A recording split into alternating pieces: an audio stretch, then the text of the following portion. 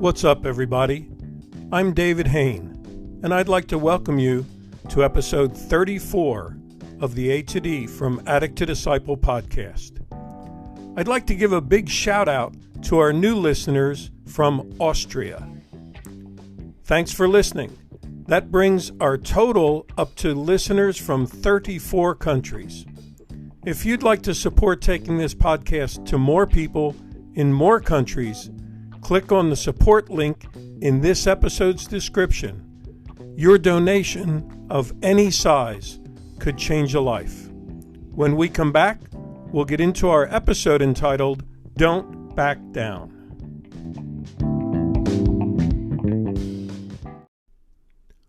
Welcome back.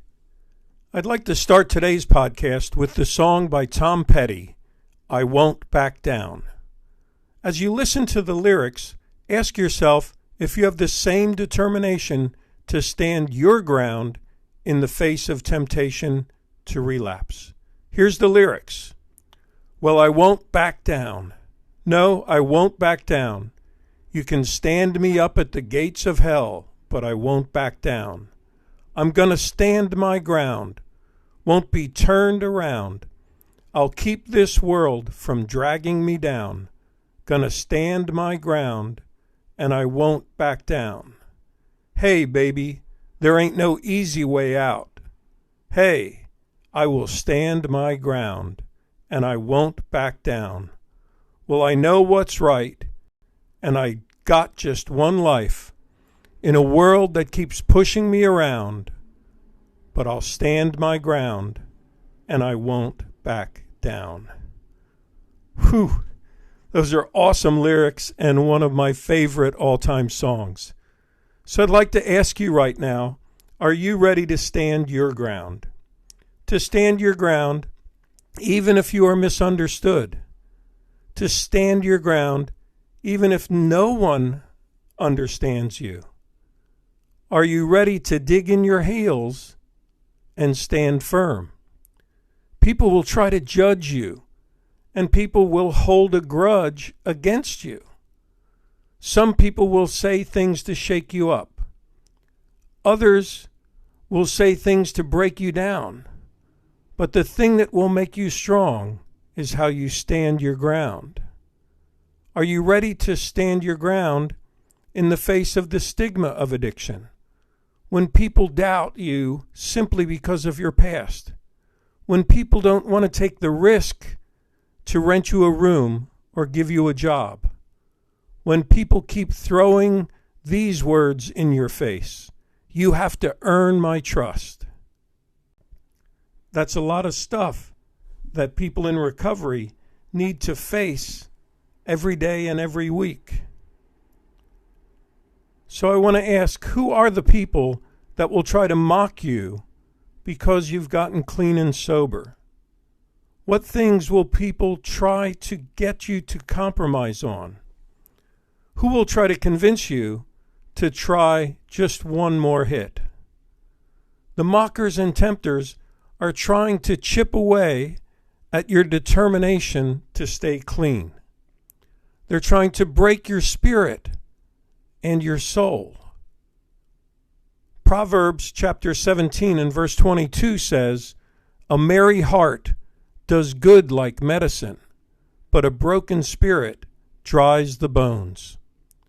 I want to urge you to hold fast to the joy you're finding in recovery because it is the best medicine you can find. The joy in the simple things in everyday life. Don't let the mockers begin to dry up the strength in your bones. Turn to your higher power for strength in the face of these temptations. Psalm 34 and verse 18 promises, the Lord is near to the brokenhearted and saves the crushed in spirit. So when the mockers and tempters come, I want to urge you to stand your ground, to stand firm, and to resist that temptation. Don't give up the ground you've gained in your recovery. The Bible tells us in the book of James chapter 4 verse 7, resist the devil stand firm against him, and he will flee from you. I'm not promising that when your dealer comes to try to get you to use again, that he will instantly flee from you. But if you don't back down, if you stand your ground, you will find that the dealer will back down. He'll move on to other customers. There are also people who would give anything to see you fail. Don't give them the satisfaction. Hold your head up high, put a smile on your face, and stand your ground. And don't feel defeated if you have a momentary slip as people are trying to get you to fall. Proverbs 25 and verse 16 says, "For a righteous man may fall 7 times and rise again." You see, all of us get knocked down sometime just by the normal circumstances of life. Nelson Mandela once said, "The greatest glory in living lies not in never falling, but in rising every time we fall." Can you picture yourself building your own glory, your own testimony, by rising when you fall? Don't surrender your progress on the journey of recovery because of today's setback. Don't let it start you on the way of self-condemnation. And also, as you're on this journey, we need to prepare for these mockers and other things that come. Benjamin Franklin said, "By failing to prepare, you're preparing to fail." You will have to face mockers, temptation, and stigma some days, or maybe every day for a while. You will have days when you're feeling stressed or depressed. You will have days when the cravings to use again seem constant and never ending. It's vitally important to prepare. One of the best ways to prepare is to put a plan in place before you have to face all of those days on your own. In the A to D curriculum workbook entitled From Ashes to Destiny, we outline a 4-step relapse prevention plan taken from the book of Jeremiah, chapter 31, and verses 21 and 22. Here's the 4 steps of that relapse prevention plan. Number 1, the first step is to make sure you see temptation coming before it tempts you. Let's be honest. Most of you listening know what tempts you to relapse. Jeremiah called on the people to put up signposts to remind themselves not to fall into temptation. So in this first step, I'm asking you to make your own signposts as reminders. Make fridge magnets. Make sticky notes. Post these sticky notes on your mirror to remind you when you are falling into addictive thinking before you relapse into your full-blown addiction. Number 2, the second thing that Jeremiah calls the people to do is to build landmarks or altars to remember when God came through for them. So I'm asking each of you to make reminders of those times when miracles happened in your life and circumstances. These could be the times that you know you could have died, but you didn't. It could be the way a special person miraculously forgave you, and you know you didn't deserve the forgiveness. So it's anything that reminds you you are worthy of living a whole, healthy life free from addiction. The third step in this relapse prevention plan is to set your heart on the highway. So this involves not just making up your mind to get clean and sober, but to truly set your heart on recovery.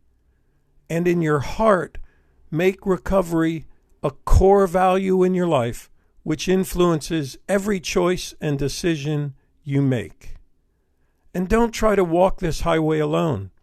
We all need someone to walk this journey with us and someone to call if we feel we're losing our way. Number 4. The fourth step is to return to God's original plan for your life. This involves getting a purpose in your life. It involves setting goals, working towards those goals, and staying focused on those goals. It also carries with it the promise that you didn't do anything so awful in your addiction that you have no future. I want to speak to you right now that you do have a purpose, you do have a future, and you can walk in those hopes and plans that you thought were lost because of your addiction. So, who do you ask to help you develop this plan? Who do you call if you feel you're losing your way once the plan is developed? Who do you call to stand with you in the face of temptation? Well, in America, there's an emergency number that we're trained to dial, and that's 911. In South Africa, it's 10111. But we need a real person. We need a friend. So who do you call in these situations? Well, in 1984, Ray Parker Jr. wrote the theme song for the movie Ghostbusters. As you listen to the lyrics, I want you to picture your friend who you can call, who will journey with you in the face of temptation as your personal Ghostbuster. Here's the lyrics. If there's something strange in your neighborhood, who you gonna call? Ghostbusters. If there's something weird and it don't look good, who you gonna call? Ghostbusters. So let me ask you, who are you gonna call? Who can be your Ghostbuster? Well, it's someone who believes in you, someone who's got your back, someone who will always be quick to listen and will understand you, not judge you, someone who accepts you just the way you are. In closing, you know those times when you feel that you're all alone? Just pick up the phone and call your Ghostbuster.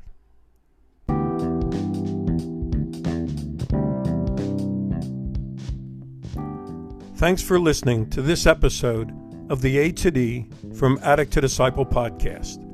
Tune in Monday for our next episode. If you'd like one-on-one addiction counseling, or if you want to start or join an online group using these podcasts and the From A to D curriculum, just go to my website, www.fromatod.org, and click on the contact page, or you can leave me a message on Anchor. As always, stay safe and stay strong.